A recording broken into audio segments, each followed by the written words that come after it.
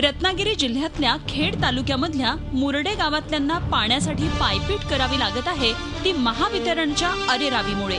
मुरडे ग्रामपंचायतीनं 1.25 लाखाहून जास्त रकमेचा दंड भरला नाही म्हणून महावितरणनं ग्रामीण पाणी पुरवठा योजनेचा वीज पुरवठाच गेल्या 1.5 महिन्यांपासून बंद केला आहे। 11 आणि 14 ह्यामध्ये वीज चोरी झालेली आणि आताच्या सरपंचाच्या वरती तो गुन्हा दाखल झालेला आहे। माझं असं म्हणणं आहे प्रशासनाला, ज्यांनी वीज चोरी केलेली आहे त्यांच्यावरती दंडात्मक कारवाई करावी असं आमच्या ग्रामसभेने ठराव पण मांडलेला आहे। जोपर्यंत त्यांच्यावरती ही दंडात्मक कारवाई होत नाही, चौकशी होत नाही, तोपर्यंत आम्ही दंड भरणार नाही।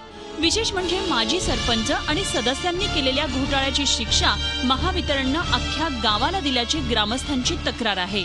नल पाणी पुरवठ्याच्या संदर्भामध्ये महाराष्ट्र राज्य विद्युत कंपनीने आम्हाला फोन केला की सरपंच तुमच्या नल पाणी पुरवठ्याच्या मीटरमध्ये फेरफार झालेला आहे किंवा मीटरमध्ये चोरी झालेली आहे असं मला सहाय्यक अभियंता जाऊ साहेबांनी मला सांगितलं। 1.5 महिना झाला नळ पाणी योजना बंद आहे। पाण्यासाठी वन फिरावं लागतंय, पाणी कुठून आणावं लागतंय।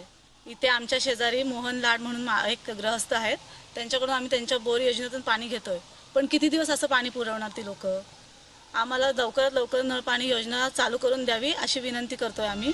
महावितरणनं मूळ चोरांना पकडावं आणि त्यांच्यावर गुन्हे दाखल करावेत अशी मागणी मुरड गावकऱ्यांनी केली आहे। वीज चोरीच्या प्रकरणामध्ये मीटर आमच्या ग्रामपंचायतीवर गुन्हा दाखल झाल्यामुळे आमच्या मुरडे गावचा पाणी पुरवठा खंडित झालेला आहे आणि पाणी पुरवठा खंडित झालेला असताना ज्याच्या कालावधीचे वीज चोरी झाले त्याच्यावर कारवाई करणार असाल तर आम्ही आमची ग्रामसभा आणि मासिक सभा दंडा डबल भरण्यास सुद्धा तयार आहे।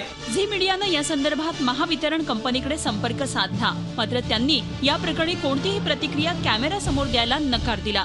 प्रणव पोळेकरसह bureau report, Zee media, Khed, Ratnagiri. Zee 24 तास रहा एक पाऊल पुढे।